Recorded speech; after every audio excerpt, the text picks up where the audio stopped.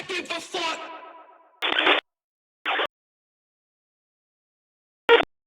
Boys and girls, welcome back to the 9th episode of The Pattern. And in this episode, we're going to take a look at how I work with drums, how I work with loops, etc., etc. And we're going to get right into it right now. This is what we're going to start with. We're going to start with looking at how I make loops and going from this to this to then this, which you may have heard in my song Vertigo.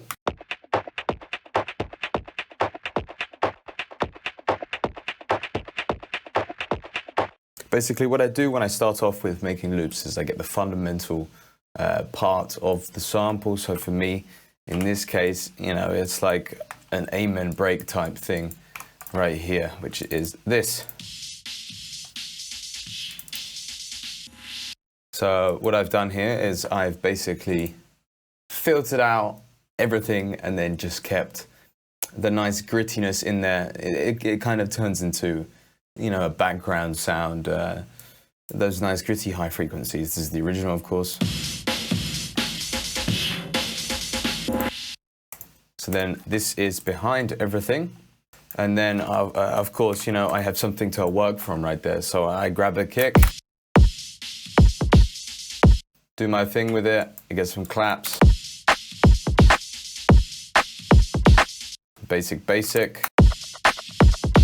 You know, add some extra stuff right here. So what I've done here is, you know, I've got like a little percussion shot. Kind of like rolls with it. You know, change the velocity here to get some different textures. And then combine that, yeah. And then a hi-hat, I believe this is. All right, here. Shifted it a little bit so it goes off the grid. Ever so slightly. And then some more kind of background noise. You know, like, so it's really kind of starting to sound like a sample now.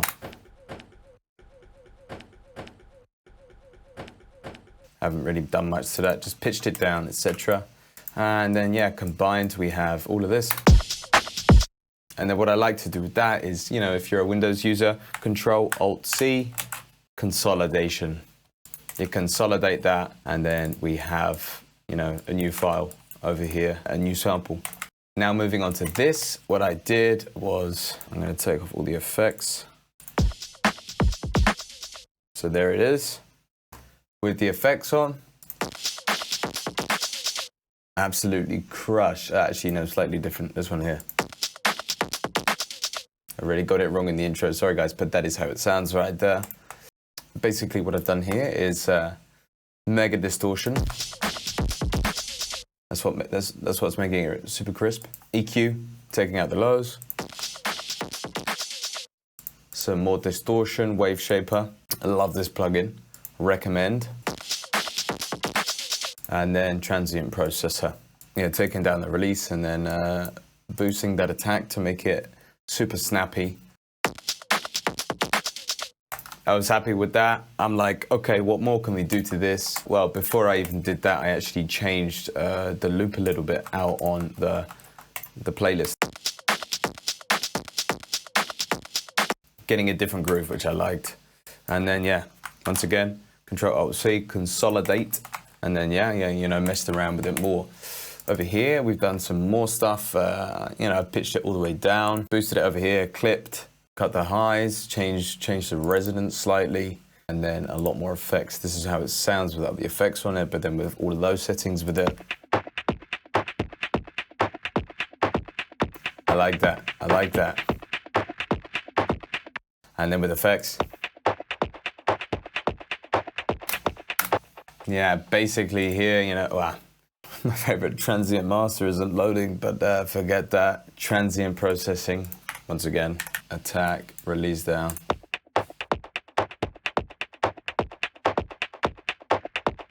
Yes, EQ slightly, EQ over here, and more EQ, some weird EQs going on. but you know, just listening all the time. And then Echo Boy for some echo. So that's kind of how I try to make my own loops. And then from then on, with these kind of loops, what I like to do is implement them, you know, consolidate them again, and then and use them in different projects. I also worked with it in Losing Sleep, I believe, although I consolidated it many different times in different projects, so it changed quite a bit. But you're going to hear that now in Losing Sleep, and then I want to show you guys how I implement these loops in other projects, and then into my regular house drums. Okay, so now moving on to the next part of me combining those types of loops in my regular drum processing and drum creation.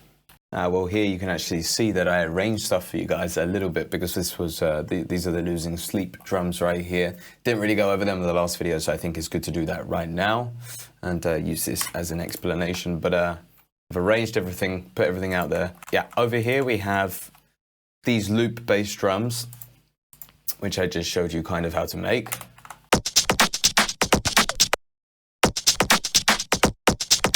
This is how I try to keep things interesting, is by using, you know, those types of loops. But I am first going to show you, you know, Losing Sleep drums in general, and what I did, and all of the layering involved.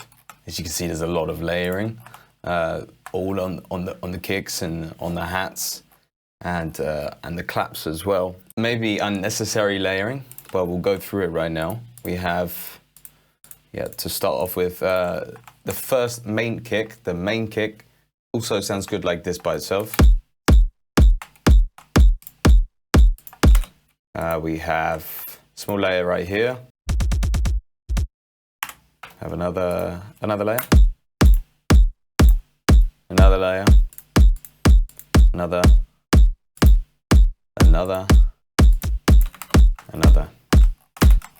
So let me just play this for you.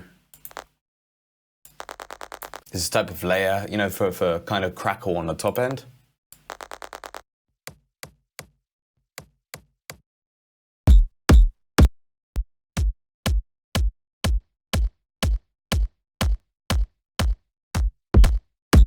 So a lot of layering right there. And then, of course, if you've seen my other videos as well, you know I kind of like to do this stuff, you know, with the kicks. So we have the kicks right there. Moving on to the hats.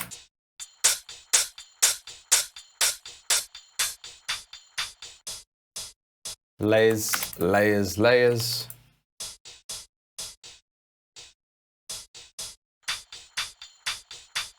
This is a loop, not something I made, but really like this loop, and I like the ambience within the loop itself.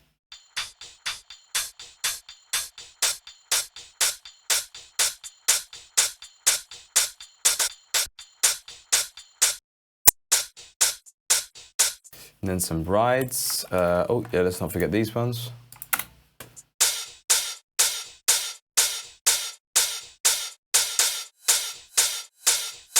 So with the kick and the rides and the hats right now. Got to add those claps in though, haven't we? So let's get rid of these. Claps, you know, just your average clap layering. Kind of like the harmonic sound within the clap. The main body of the clap, I would say. More of an attacking perk part of the clap. You know, bringing those mids in there. The high melodic part of the clap. And then last but not least, yeah, well, kind of the same as the main body. This just has a bit more reverb on it. So that's the clap right there. Let's get with the kick.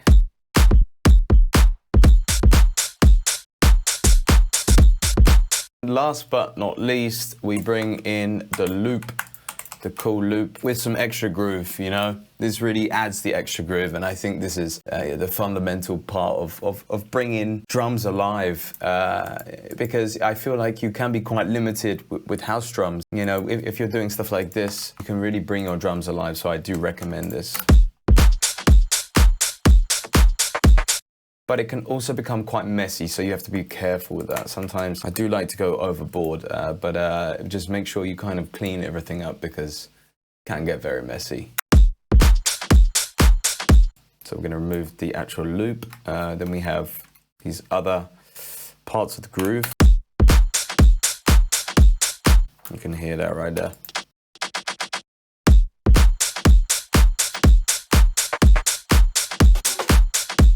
Also, just a little fill right here.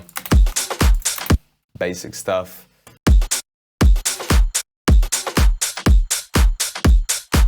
The loop is what brings it alive.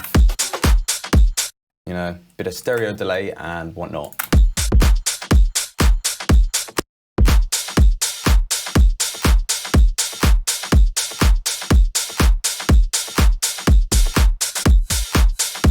So that is kind of it, guys. I think kind of that is essentially how I work with drums most of the time. Always varies, of course, but I would say that over the past year or so, I've been really trying to play around with loops because we love loops, and you can cut them up and you can play around with them and get some really cool stuff out of it. So that is kind of how I work with drums. If you want to see anything else which I haven't really covered, drop a comment right now and we're going to fix that. So thank you guys so much for watching episode number 9 of The Pattern. This is how I have been working with drums. Thank you guys so much for watching. Peace out. You think I give a fuck?